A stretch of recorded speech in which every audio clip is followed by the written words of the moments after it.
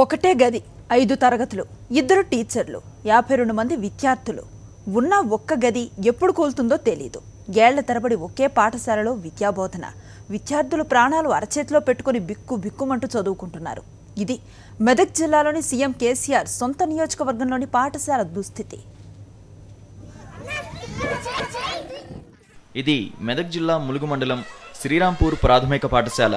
ఈ పాఠశాలలో 52 మంది విద్యార్థులున్నారు. వీరందరికీ ఒకే తరగతి గది ఉంది. 5 తరగతులకు కలిపి 2 ఉపాధ్యాయులు మాత్రమే విద్యాబోధన చేస్తున్నారు. ఇక్కడ నూతన గది నిర్మాణానికి సుమారు 6 లక్షల రూపాయలు మంజూరు చేశారు. కానీ నిర్మాణం పనులు మొదలుపెట్టి నెలలు గడుస్తున్నా పూర్తి కావడం లేదు. అసంపూర్తిగానే ఉండడం వల్ల విద్యార్థులకు ఇబ్బందులు ఏర్పడుతున్నాయి. ప్రహరీ గోడ లేకపోవడం, పక్కనే పంట పొలాలు ఉండడంతో పాములు పాఠశాలలోకి వస్తున్నాయని విద్యార్థులు భయపడుతున్నారు. మరోపక్క దగ్గరలోనే మెయిన్ రోడ్డు కూడా ఉండడంతో విద్యార్థులు ప్రమాదాల బారిన పడిన సందర్భాలు కూడా ఉన్నాయి.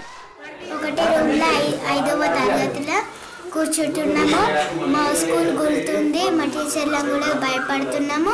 మా స్కూల్ గుడిపోతుంది, మా టీచర్లు కూడా భయపడుతున్నారు. నేను 5th క్లాస్ చదువుకుంటున్నా, మా టీచర్లు బుగులు పడుతున్నారు గుడిపోతారని. పాఠశాలలో మంచినీటి సౌకర్యం లేదు. మరుగుదొడ్లతో పాటు కుర్చీలు బలలు లేకపోవడంతో విద్యార్థులు అనేక ఇబ్బందులు పడుతున్నారు. పాఠశాల భవనం కూలడానికి సిద్ధంగా ఉందని ఎన్నిసార్లు అధికారులకు చెప్పినా పట్టించుకోవడం లేదని ఉపాధ్యాయులు అంటున్నారు. ఈ సంవత్సరం ప్రైవేటు పాఠశాలల నుంచి 26 మంది విద్యార్థులను తీసుకురావడం జరిగిందని చెబుతున్నారు. పాఠశాల పరిస్థితి ఇలా ఉంటే ప్రభుత్వ పాఠశాలలో చదువుకోవడానికి విద్యార్థులు ఎలా వస్తారని ఆవేదన వ్యక్తం చేస్తున్నారు. ఎంత అంటే పిల్లలకి భద్రత లేని స్కూల్లా ఉంది. పిల్లలు ఇది బేస్మెంట్ వరకు ఒక రూము, ఒక వరండా శాంక్షన్ అయింది. ఇప్పటి వరకు బేస్మెంట్ లెవెల్లో, పునాది లెవెల్లో వచ్చి ఆగిపోయింది. మరి ఆ విషయాలు ఏంటో తెలియదు మాకు ఇప్పటి వరకు. మరి ఈ ఒక రూమ్లో కూడా సగం వరకు కూడా కిటికీలు సరిగా లేవు. సగం వరకు వర్షం వస్తే మొత్తం జల్లు అనమాట. పైనుంచి కిటికీ ద్వారా మొత్తం ఒక్కొక్క చినుకు రాలుతూ ఉంటుంది. పైనుంచి ఏం సేఫ్టీ లేదు అనమాట. కప్పు కూడా సేఫ్టీ లేదు. భయపడుకుంటూ పిల్లల్ని కూర్చోబెట్టుకోవాల్సిన పరిస్థితి. వర్షం పడే రోజైతే పిల్లలు స్పాంజ్తో దూడిపించుకుంటూ పిల్లల్ని కూర్చోబెట్టినాం ఇప్పటివరకు.